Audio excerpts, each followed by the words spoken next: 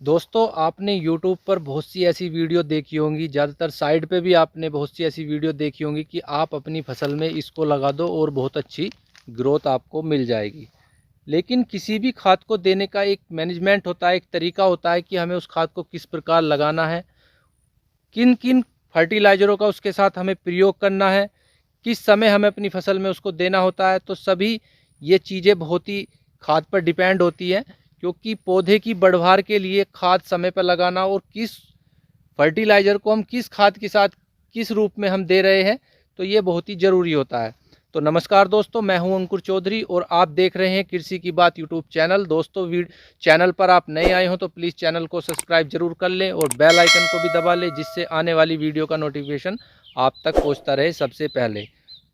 तो दोस्तों, धान की पैदावार हम 30 से 40 कुंटल लेना एक बहुत ही बड़ा टारगेट मानते हैं कि हमारी जो धान की पैदावार उत्पादन जो है 30 से 40 कुंटल निकट जाए तो उसके लिए बहुत ही अच्छा होता है। लेकिन ये निकलना भी बहुत ही एक कैड़ा होता है, क्योंकि हमें अपनी धान की फसल में ऐसे ऐसे फर्टिलाइज़रों का यूज़ करना पड़ता है जिससे हम अपनी फसल में अच्छा उत्पादन ले सके। तो आज की वीडियो में हम इसी टॉपिक पर बात करने वाले हैं कि हम अपनी धान की फसल में इस समय क्या क्या उर्वरक लगाएं, किस खाद को दें जिससे हमारी धान की फसल अच्छा उत्पादन हम ले सकें। क्योंकि जब हमारी धान की फसल में अच्छे किल्ले होंगे और जितने ज़्यादा किल्ले होंगे उतनी ही ज़्यादा बालियाँ बनेंगी और जितनी ज़्यादा बालियाँ बनेंगी उतना ही हमारा उत्पादन भी बढ़ेगा। तो क्या हमें इस समय क्या प्रक्रिया अपनी धान की फसल में करनी है, कौन कौन सी खाद को देना है जिससे हमारी फसल अच्छे से ग्रोथ कर जाए। अगर दोस्तों आपकी धान की फसल अभी ग्रोथ नहीं कर पा रही है, उसमें किल्ले नहीं बढ़ रहे हैं, उसकी वृद्धि भी रुकी हुई है, तो अब हम जो आपको खाद बताने वाले हैं उसे आप किसी भी समय अपनी धान की फसल में लगा सकते हैं। लेकिन आपकी धान की फसल अच्छी वृद्धि कर रही है, सही प्रकार से उसमें किल्ले बन रहे हैं और उसकी ग्रोथ भी बहुत ही अच्छी हो रही है, तो उसमें आप इसको दूसरे पानी पे यानी कि दूसरी खाद के रूप में आप इस्तेमाल कर सकते हैं।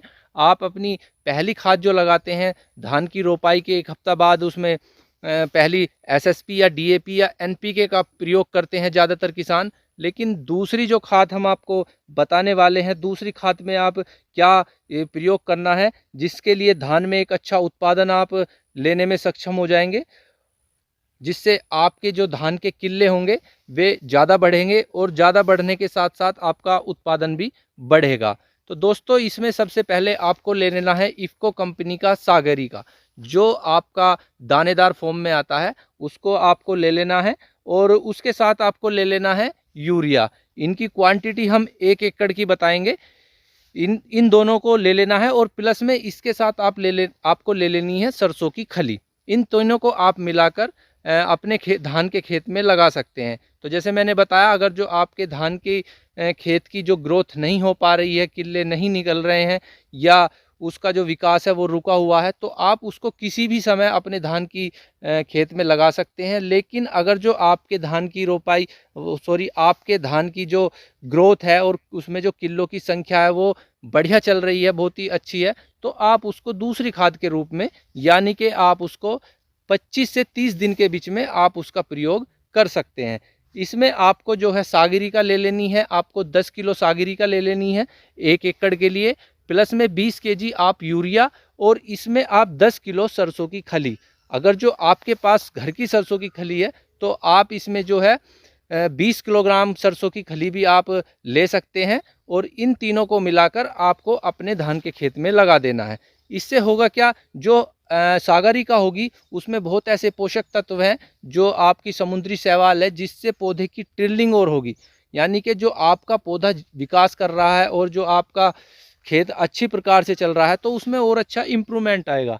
इसी के साथ साथ अगर जो आपका खेत जो है दबा हुआ है, यानी कि ग्रोथ नहीं कर पा रहा है, टिल्लिंग नहीं हो पा रही है, टिल्लिंग नहीं बन पा रही है, तो उसमें एक झटका लगेगा, यानी कि उसमें एक बूस्ट लगेगा।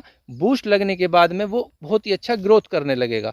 तो दोस्तों, यह जो हमने आपको बताया है सागरी का प्लस यूरिया और प्लस धान सरसों की खली, इन तीनों का प्रयोग अगर जो धान की फसल में आप इस समय कर रहे हैं तो आपकी पैदावार में बहुत ही अच्छा इजाफा हो जाएगा। तो दोस्तों, मिलेंगे अगली वीडियो में किसी नए टॉपिक के साथ। इसी के साथ आपसे विदा लेते हैं और आपने अभी तक चैनल को सब्सक्राइब नहीं किया है तो प्लीज़ चैनल को सब्सक्राइब ज़रूर कर लें और बेल आइकन को भी दबा लें, जिससे आने वाली वीडियो का नोटिफिकेशन आप तक पहुंचता रहे। इसी के साथ जय जवान जय किसान।